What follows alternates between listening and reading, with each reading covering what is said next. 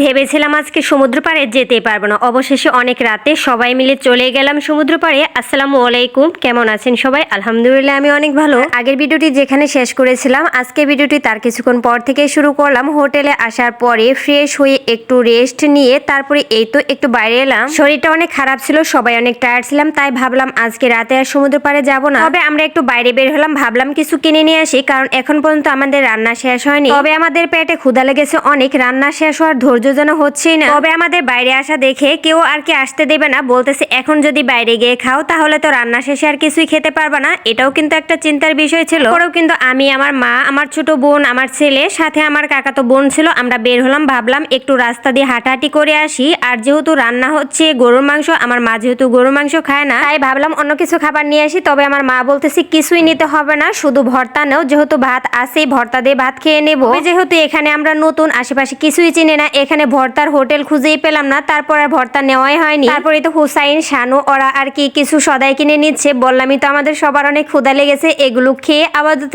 একটু ক্ষুধাটা নিবারণ করে রাখি। আর যারা যারা আমার আগের ভিডিওটি দেখেনি, অবশ্যই আগের ভিডিওটি দেখে আসবেন। আসলে আগের ভিডিওগুলো না দেখলে কিন্তু পরের ভিডিওগুলো দেখে কোনো মজাই পাবেন না। তারপরে বাইরে কিছুক্ষণ ছিলাম, একটু হাঁটাহাঁটি করতেছিলাম, ভালোই লাগছিল। তারপরে হোটেলে এসে একদম সরাসরি ছাদে চলে এসেছি, কারণ দেখতে এসেছি রান্না কোন পর্যন্ত হয়েছে। এসে দেখি আর কি মাংস সবকিছু কাটাকাটি করে পরিষ্কার করা শেষ। এখন এই তো মশলা দিয়ে দিচ্ছে আর কি মাংসের তরকারিটা বসিয়ে দিবে। আমরা কিন্তু বাবুর্চির সাথে করে নিয়ে এসেছি, আর প্রতিদিন বাজার করেই রান্না করা হবে। আর আমরা যে হোটেলে এসেছি সেই হোটেলের ছাদে কিন্তু রান্নার সুন্দর ব্যবস্থা আছে। আর এই তো দেখেন বড় বড় করে কিন্তু চুলা তৈরি করা আছে, এখানে কিন্তু অনেক সুন্দর করে রিল্যাক্সে রান্না করা যাবে। এর মধ্যে কিন্তু আমাদের ভাত রেডি। আমরা যেহেতু একসাথে অনেকজন মিলে এসেছি, এই জন্যই কিন্তু এইভাবে খাবারের ব্যবস্থা করা হয়েছে। এইদিকে রান্না হচ্ছে আর ওইদিকে কিন্তু আমরা ছাদে কিছুটা সময় ছিলাম, আর ছাদ থেকে বাইরের ভিউটা আপনাদের সাথে একটু শেয়ার করলাম। আর একটি কথা, আমি কিন্তু হোটেলের ভিডিওটা করতেই পারিনি, কারণ যেহেতু আমরা সবাই মিলে এসেছি আর কি, সবাই যেহেতু ক্যামেরার সামনে আসে না,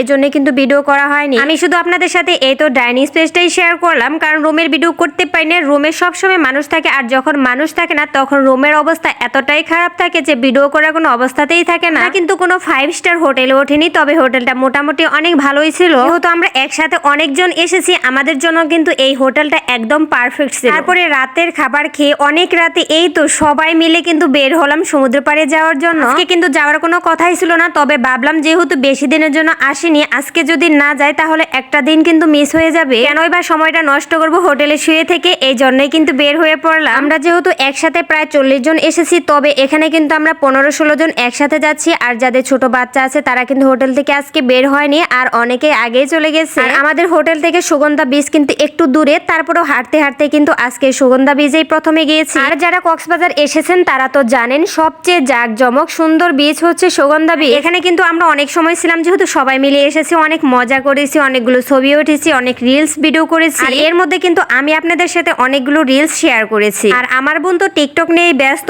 সেও কিন্তু অনেকগুলো টিকটক করেছে এখানে এসে। আর কক্সবাজারের রাতের ভিউটা কিন্তু মাশাআল্লাহ দেখতে অনেক সুন্দর, তাই না? আর আমার ছেলে তো কোনোভাবে পানিতে পা দিব না, অনেক ভয় পাচ্ছিল। যাই হোক, অনেক মজা করে অনেক সময় কাটিয়ে এখন হচ্ছে আমরা চলে যাচ্ছি হোটেলের দিকে। যারা যারা এখনো পর্যন্ত আমার ভিডিওর সঙ্গে আছেন তাদেরকে অসংখ্য অসংখ্য ধন্যবাদ। পরবর্তী ভিডিও দেখার আমন্ত্রণ জানিয়ে আজকের ভিডিও এখানে শেষ করছি। সবাই ভালো থাকবেন, সুস্থ থাকবেন, আল্লাহ হাফিজ।